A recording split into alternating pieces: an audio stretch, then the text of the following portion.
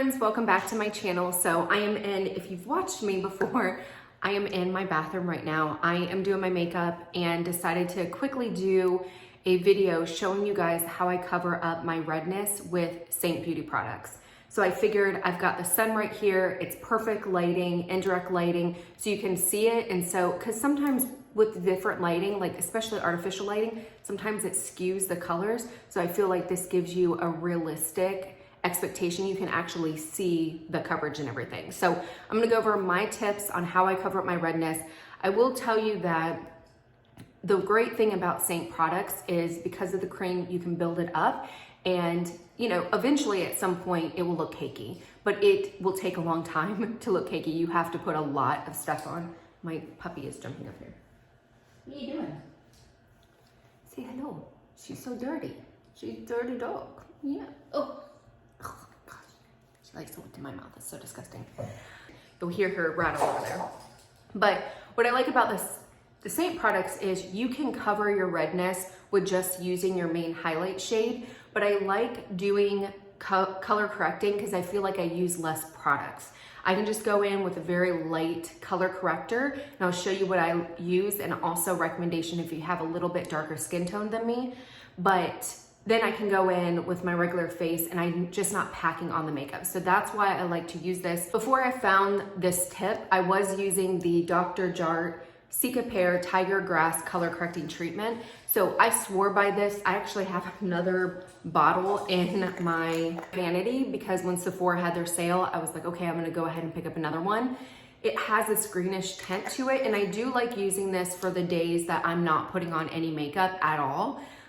It just does a good job of blurring out my face, but it also has some benefits to it. But I'll be honest with you, I didn't really see much of improvement in my redness when using this.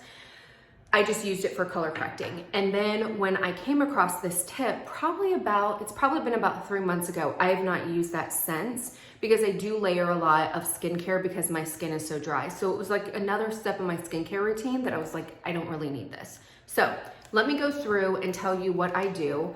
So this is my palette here. It's a hot mess, it's dirty. I just have it in a Z palette. I'm getting a big palette, hopefully today. But so these are the color correcting shades that I use for my under eyes. So I will do a separate video for that if you're interested on how to cover up dark eye circles. This is what I use. This is my main highlight shade. I am in White Peach. So I'm very fair, but you can see I've got a good amount of redness. And then this color right here, this is the color that I use for my color correcting. It's called June. So what's unique about this color is it's got this, I don't want to say it's got a green undertone, but it doesn't. But if you compare it to the White Peach, it does have a little bit of a kind of a green undertone to it. When you look at it by itself, you're like, nope, it's fine. Wait, hold up, scratch all that. So here are the two shades that I use for under eye correcting. I will do a separate video for you guys if you're interested in that on how I cover up my under eyes.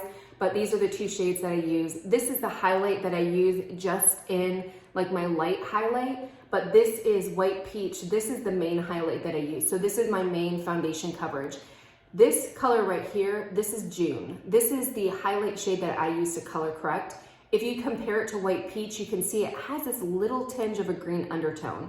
When you're looking at it by itself, it doesn't, but when you're comparing it to like another highlight shade, it definitely does. So it's that little pink or that little orangey undertone that really helps with the color correcting. So that's what I use. Another color correcting that you can use, which is a little bit weird, is the Aspen color. This is one of the contour shades. This is if you have a little bit darker skin tone. This does not work on my face because it is a little bit too dark. But if you have somebody who has a tan and you still have that redness, or you have a darker complexion than mine, maybe use Aurora as a main highlight shade, or maybe even use June. I've seen a lot of people that have used June, or this color is their color for their main highlight, and it does cancel out a lot of redness, again, because it has that green undertone. But if you're somebody who's maybe at Aurora or one of the darker main highlight shades, then definitely try Aspen out. This might be the winner for you. So what I do with the June one is I'm just gonna focus on the redness that I have in my skin. I'm not gonna put it over here because I don't have redness. I really only have the redness in my T-zone area. And I like using this brush right here. This is, I don't know what this brush is.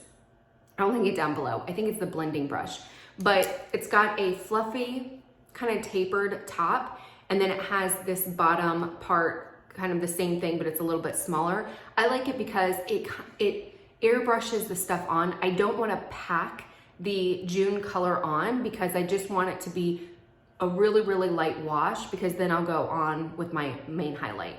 And again, the reason for this is I can cover up my redness with my main highlight. I just have to use more products. This just kind of airbrushes on, so I don't have to use as much main highlight, and I don't have that, I don't want to say cakey look because it's never cakey, but it's not that layered look. So basically what I do is I go in and I just swivel it in here, and I'm just going to, and I'm going to put it on one side of my face so you guys can see. I have a lot of redness on my nose. Go in